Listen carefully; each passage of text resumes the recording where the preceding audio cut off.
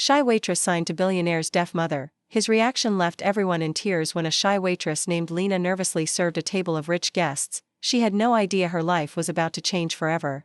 One of the guests was a stern billionaire, Ethan Cole, known for his cold heart and no-nonsense attitude. But sitting beside him was his elderly mother, a kind woman who was deaf. As Lina placed the dishes down, she noticed the old woman struggling to communicate. Then, something extraordinary happened. Lina started using sign language to ask if she was okay. The entire table fell silent.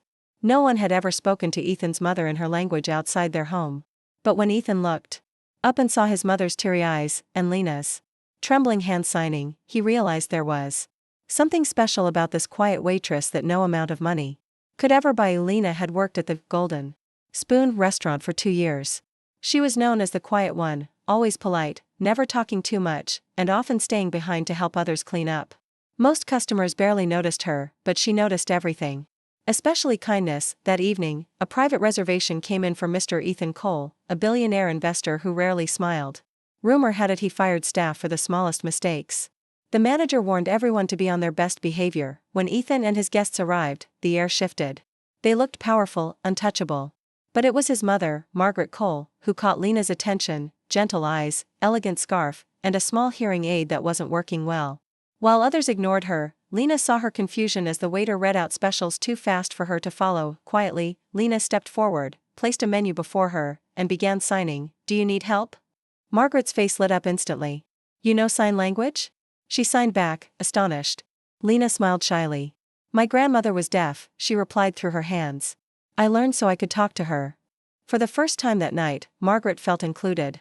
They signed about the food, the weather, even laughed silently about how noisy rich people could be. But when Ethan noticed, his expression changed, part confusion, part disbelief. He hadn't seen his mother this happy in years. He leaned closer, watching as the shy waitress made her mother's world light up. Something stirred in his chest, something he hadn't felt in a long time. Ethan couldn't focus on the dinner. His mind kept returning to the waitress's hands, graceful, patient, full of warmth. After the meal, he approached Lina at the counter. "You know sign language?" he asked, his tone still cold but softer than usual. Lina nodded nervously. "Yes, sir. My grandmother was deaf. I used to sign with her before she passed away." Ethan fell silent. He turned his gaze away, as if hiding emotion. "You reminded my mother what it feels like to be heard," he said quietly. "No one ever tries to talk to her directly. They always talk to me instead." Lina didn't know what to say. She just smiled gently. The next day, Lina received an unexpected call, an invitation to serve at a private luncheon at Ethan's mansion. Nervously, she accepted. When she arrived, Margaret greeted her like family. They signed stories about their lives, laughter filling the quiet spaces. Ethan watched from afar, stunned by how freely his mother smiled, something she hadn't done since his father's death. Later, Margaret signed something to her son: "She's special. Don't let her go." Ethan understood every word. His heart softened, not from wealth or charm, but from the kindness of a girl who spoke without sound yet reached where no one else could. Weeks later, Ethan returned to the restaurant. This time, he wasn't there for business. He brought flowers, not expensive ones, but simple white lilies. Lina, surprised, stammered, "Mr. Cole? You're here again?" He smiled, genuinely. "I came to thank you.